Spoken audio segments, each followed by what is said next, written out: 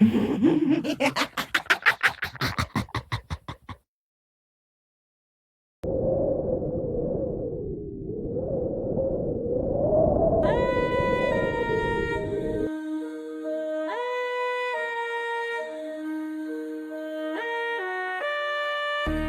आपने कभी सोचा है कि जब आप रात को अकेले गाड़ी चला रहे हों और कोई आपको पीछे मुड़कर न देखने की चेतावनी दे, तो वो क्या होता है?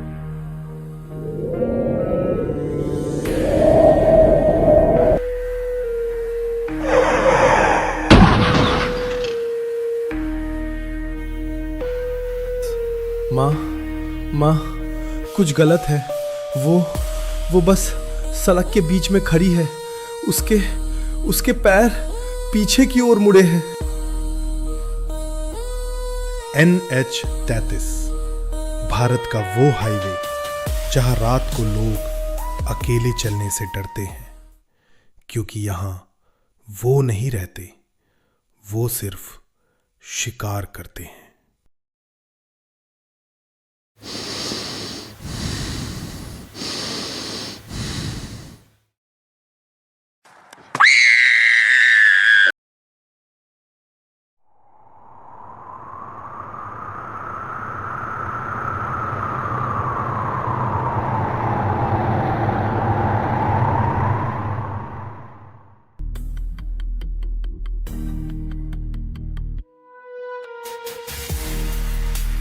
रात के 11:30 बज रहे थे। अमित अपनी कार में रांची से जमशेदपुर की ओर निकल रहा था।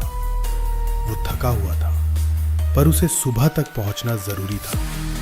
मां ने फोन करके उसे सफर ना करने की सलाह दी थी। आज की रात रुक जा बेटा, अमित ने अनसुना कर दिया। रास्ते में वो एक पुराने लगभग बंद ढाबे पर रुका। ढाबे वाले बूढ़े आदमी ने उसे चाय दी और अजीब नजरों से देखते हुए कहा, बेटा, अगले 40 किलोमीटर तक गाड़ी की रफ्तार मत कम करना, और सबसे जरूरी बात, अगर कोई आवाज सुनाई दे या कोई परछाई दिखे तो रुकना मत और पीछे मत देखना। अमित को अजीब लगा, पर उसने हंसकर टाला और आगे बढ़ गया।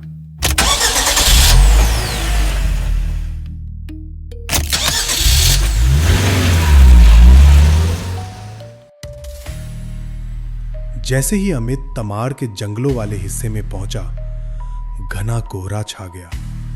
हेडलाइट की रोशनी भी मुश्किल से 10 फीट आगे देख पा रही थी। तभी अमित को लगा कि कार के पिछले हिस्से में कुछ भार पड़ा है। ऐसा लगा जैसे कोई अभी अभी पिछली सीट पर आकर बैठा हो।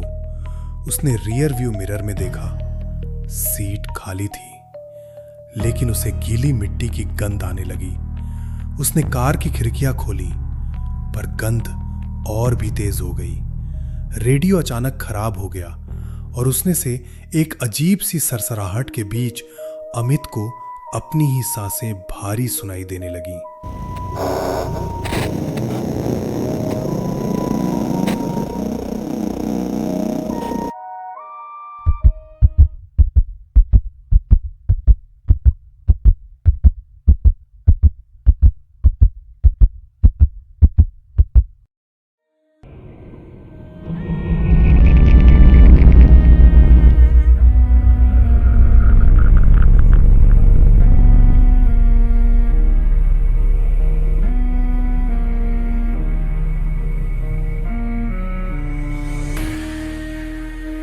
तभी सड़क किनारे उसे एक धुंधली सी आकृति दिखी।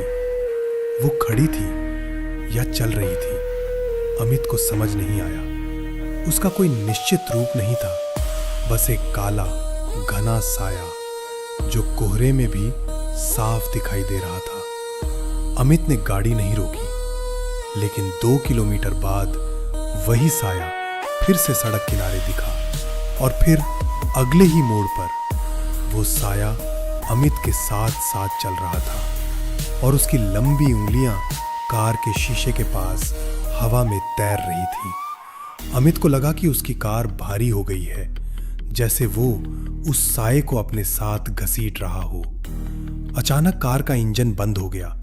अमित ने बार बार चाबी घुमाई, पर इंजन ने जवाब नहीं दिया।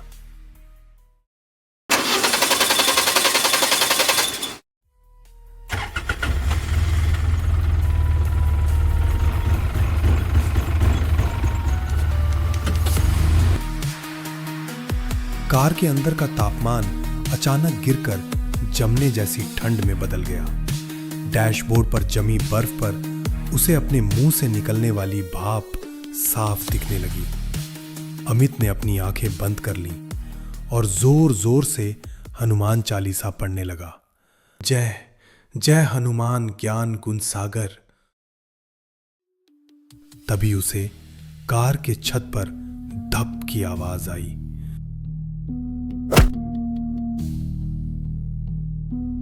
फिर धीरे धीरे विंडशील्ड पर एक हाथ रेंगता हुआ दिखाई दिया। वो हाथ इंसानी नहीं था। उंगलियां 10 इंच लंबी थीं और वो हाथ शीशे को खरोच रहा था। ची ची की वो आवाज अमित के कानों को फाड़ रही थी। वो साया अब कार के ठीक सामने विंडशील्ड पर चिपका हुआ था। उसका चेहरा धुंधला था। कोई आंखें नहीं, कोई मुंह नहीं, बस एक खालीपन जो अमित को निगलने के लिए तैयार था।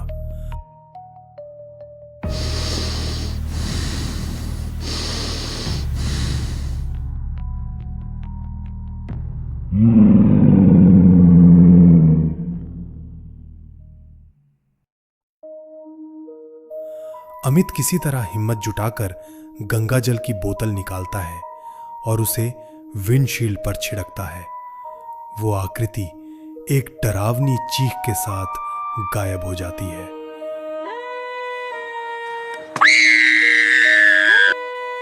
इंजन अचानक स्टार्ट हो जाता है।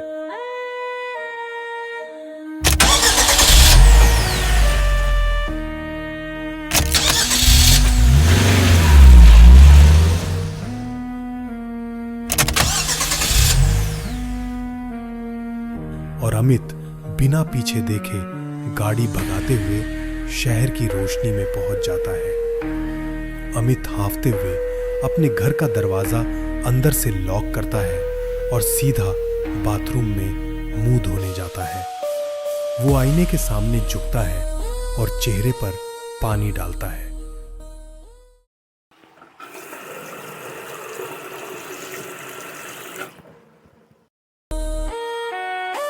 जब वो तौलिए से मुंह पोंछकर वापस आईने में देखता है तो उसका चेहरा तो दिख रहा है, लेकिन उसके कंधे पर 2 सफेद लंबी उंगलियों वाले मिट्टी से सने हाथ रखे हुए हैं।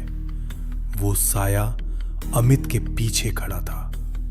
अमित ने डर के मारे धीरे से पीछे मुड़कर देखा। पीछे कोई नहीं था, लेकिन जैसे ही उसने वापस आईने में देखा, आईने वाली आकृति ने अपना चेहरा अमित के कान के पास लाया और ठंडी आवाज में कहा,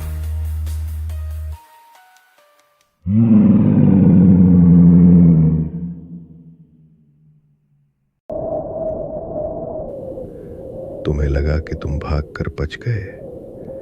मैं तो तुम्हारे साथ ही आया हूं।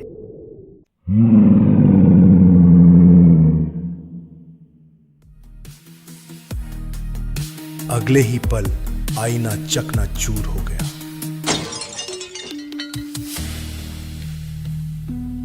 और पूरा घर अंधेरे में डूब गया। अमित की चीख बाहर तक सुनाई दी।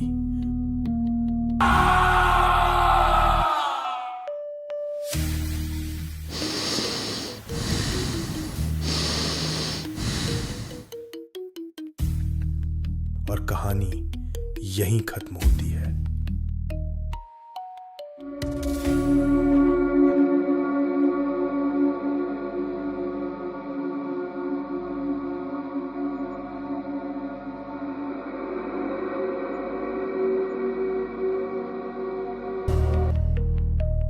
अक्सर हमें लगता है कि हम अकेले हैं, खासकर तब जब हम डर के मारे अपने घर का दरवाजा अंदर से बंद कर लेते हैं। पर याद रखिए, NH-33 की धुंध कभी पीछा नहीं छोड़ती।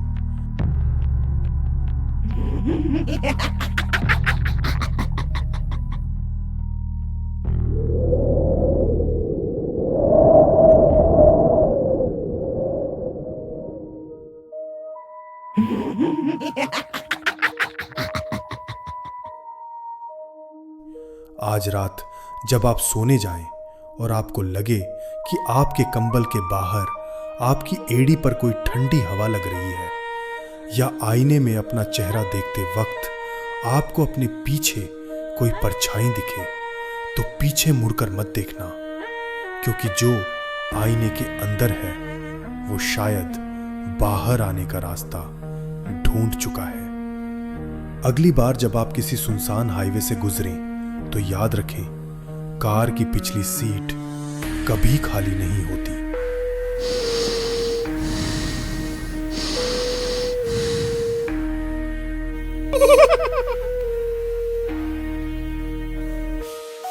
अगर आपके साथ भी ऐसा कुछ हुआ है तो कमेंट्स में अपनी कहानी साझा करें और इस खौफनाक अनुभव को अपने उन दोस्तों के साथ शेयर करें जिन्हें लगता है कि वो अकेले हैं।